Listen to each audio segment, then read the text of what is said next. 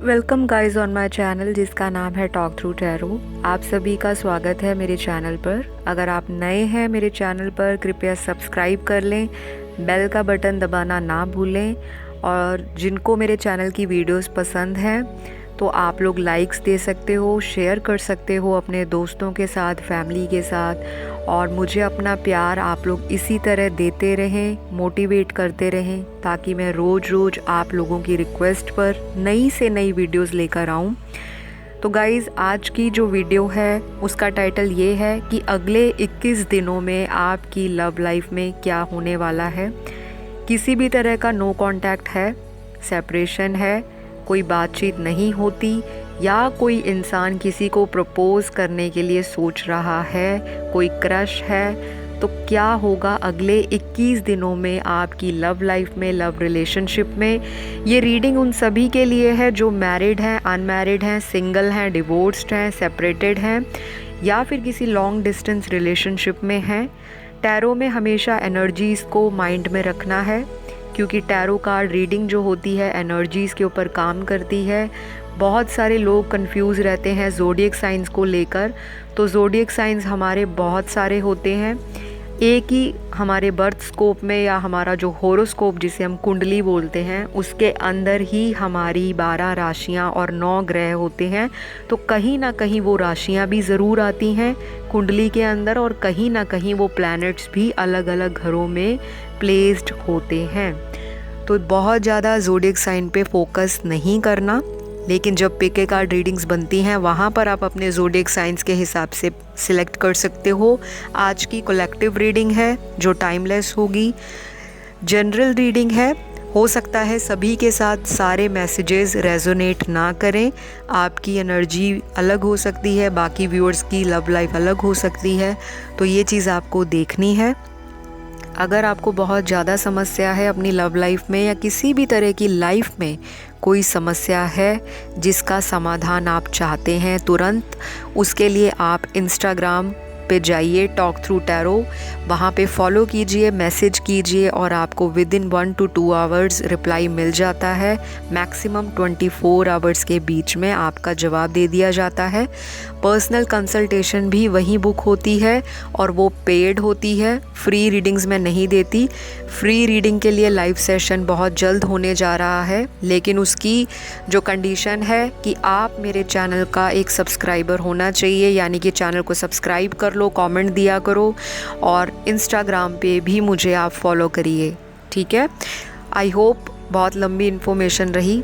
बढ़ेंगे आज की वीडियो पर कि अगले 21 दिनों में आपकी लव लाइफ में क्या होने वाला है, किन लोगों का रीयूनियन होगा, किन का सेपरेशन चल रहा है, किन का दोबारा से कांटेक्ट होगा और अगर किसी का हो रखा है कांटेक्ट तो उसकी लव लाइफ में क्या अप एंड डाउन्स आने वाले हैं। सबसे पहले यहाँ पे बताऊँगी उन लोगों के लिए जो लोग सिंगल हैं। सिंगल्स की लाइफ में आपको बहुत ज़्यादा अगले 21 दिनों में रोमांटिक फीलिंग्स का एहसास होने वाला है। जी हाँ, कोई बहुत जल्दी आपके दरवाज़े पे नॉक करने वाला है। कोई सोशल मीडिया के थ्रू मिल सकता है, कोई आपको सोशल गैदरिंग में मिल सकता है, कोई आपको फ्रेंड्स के थ्रू मिल सकता है, म्यूचुअल फ्रेंड्स, दूर के रिलेटिव्स, या खुद आप अपने सेल्फ एफर्ट से किसी डेटिंग साइट पे या मैट्रिमोनी साइट पे या किसी भी तरह की ऐप पर भी मुलाकात कर सकते हो। और अगर आपको कोई रिसेंटली मिला है तो अगले 21 दिनों में आपकी लव लाइफ बहुत ज़्यादा रोमांटिक, बहुत ज़्यादा स्ट्रॉन्ग होने वाली है। तो आपको इन चीज़ों पर ध्यान देना है। थोड़ी बहुत आपको एंजाइटी रहेगी, थोड़ी फ्रस्ट्रेशन रहेगी। हो सकता है पिछले कुछ महीनों में आपका किसी से ब्रेकअप हुआ है, वो इंसान भी आपको अप्रोच करना चाहे, लेकिन आप अपने डिसीजन को फ्लक्चुएट मत करिएगा, अपने माइंड को डबल माइंड मत करिएगा क्योंकि आपके साथ ये होगा अगले 21 दिनों में। अब हम आएंगे उन लोगों की तरफ जो ऑलरेडी मैरिड हैं, ठीक ठाक उनकी लाइफ जारी है, कोई सेपरेशन वाला फेज़ नहीं है और आप लोगों के अगले 21 दिनों में थोड़ी तू मैं आर्ग्यूमेंट्स हो सकते हैं। हो सकता है आपका पार्टनर आपको टाइम ना दे पाए किसी भी तरह से, या आप उनका वर्क प्रेशर हो, या आपका पार्टनर आपकी जगह से कहीं दूर काम करते हो, उनका कहीं बिज़नेस किसी अदर सिटी में हो, या कहीं वो अगर सर्विस में है तो कहीं लोकेशन दूर हो सकती है। तो ये इंसान ट्रैवलिंग करके आपको मिलने आ सकता है, आपका पार्टनर, या फिर आपका इनके साथ सोशल मीडिया पे बहुत ज़्यादा ऑनलाइन कनेक्शन या कांटेक्ट रहेगा। हो सकता है आप दिन में बहुत ज़्यादा इनसे बात करें, बहुत ज़्यादा चीज़ों को शेयर करें। तो बहुत सारी चीज़ें मुझे कार्ड्स में अगले 21 दिनों में दिखाई दे रही हैं। हो सकता है यहाँ पे कोई कंसीव भी करे, कोई प्रेग्नेंट भी हो, और यहाँ पे कोई गुड न्यूज़ भी आपके घर में 21 दिनों में दिखाई देती है। रिलेटेड टू मनी होगा ये, और डेफिनेटली होगा, चाहे अमाउंट थोड़ा हो ज़्यादा हो, बट डेफिनेटली किसी को बहुत टाइम से अगर किसी पेमेंट का इंतज़ार था, कोई पेमेंट रुकी थी, तो वो आपकी लाइफ में वापस मिल जाएगी। अब हम बात करेंगे उन लोगों के लिए जो मैरिड हैं बट अनफॉर्चुनेटली डिवोर्स के प्रोसेस में चल रहे हैं, यानी कि सेपरेशन में आ गए हैं। तो आप लोगों का किसी के साथ एक्स्ट्रा मैरिटल अफेयर अगर है तो उसकी वजह से आपको या थर्ड पार्टी को लेकर आपका पार्टनर कंफ्यूज रहेगा। आप लोगों की हिडन और सीक्रेटिव चीज़ों को लेकर भी लड़ाई झगड़ा रहेगा, लेकिन आप उनके लिए, स्पेशली व्यूअर्स, उनके लिए प्यार, सेक्सुअल फीलिंग्स, फिज़िकल इंटीमेट होने की जो फीलिंग्स हैं बहुत ज़्यादा पीक पर होंगी। तो आपको थोड़ी इस चीज़ की तरफ ध्यान अपना कंट्रोल करने की ज़रूरत है। आप थोड़ा सा ज़िद्दी और शक्की अपने पार्टनर को लेकर होने वाले हो अगले 21 दिनों में। प्यार भी आपको बहुत है और आपके अंदर जेलस भी बहुत है कि ये इंसान मेरे अलावा किसी दूसरे के साथ कैसे समय बिता सकता है। हो सकता है आपको पता भी हो कि आपका पार्टनर थर्ड पार्टी में है, और यहाँ थर्ड पार्टी सिचुएशन डेफिनेटली एक औरत और मर्द है आपकी लव लाइफ में, जिसकी वजह से आपको पिछले कुछ महीनों से, हो सकता है पिछले कुछ सालों से बहुत स्ट्रेस रहा हो। तो आपकी लाइफ में यही चीज़ें रहेंगी, अप एंड डाउन चलेगा, इन एंड आउट पार्टनर होगा। लेकिन आप लोगों का एक चीज़ ये भी है कि जिनका रीयूनियन बहुत टाइम से नहीं हुआ तो रीयूनियन हो जाएगा। और आप प्लीज़ मुझे कमेंट सेक्शन में आके मैसेज या फीडबैक दे जाना कि रीयूनियन हो जाएगा, क्योंकि बहुत लोगों का होगा, और उन लोगों का होगा जो मैरिड हैं, सेपरेशन के फेज़ में चल रहे हैं। अगर आप चाहते हो रीयूनियन किसी से तो आपका होने का चांस है। अब ऐसा नहीं है कि जितने व्यूअर्स देख रहे हैं तो सभी का रीयूनियन हो जाएगा, लेकिन मेजॉरिटी में पॉसिबिलिटी कार्ड्स ने दिखाई है, तो ये आपके साथ हो सकता है। अब हम आएंगे उन लोगों की तरफ जो कमिटेड हैं। सबसे पहले आप लोगों का कमिटमेंट का जो इशू है, अगर अपने पार्टनर के साथ चल रहा है तो वो एज़ इट इज़ चलेगा, उसमें आपको कोई राहत नहीं मिलेगी। आपके घर में कोई रिश्ता ऑलरेडी आया है शादी को लेकर, और इन फ्यूचर अगले 21 दिनों में भी आपकी तरफ से या आपकी फैमिली की तरफ से, या हो सकता है आपके पार्टनर की फैमिली की तरफ से कोई रिश्ता देखा जाए शादी को लेकर।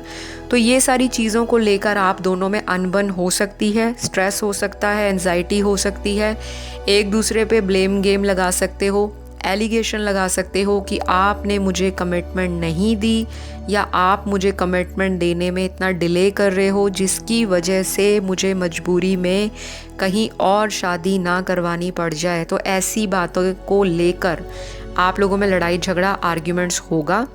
और ये भी हो सकता है कि आपको उन पर शक हो और आपका शक यकीन में बदल जाए कि हाँ, थर्ड पार्टी पहले भी थी और आज भी उनकी लाइफ में वैसे ही एग्जिस्ट कर रही है जैसे पहले थी। तो ये चीज़ें आपको स्ट्रेस देंगी अगले 21 दिनों में, तो आपको ध्यान रखने की ज़रूरत है।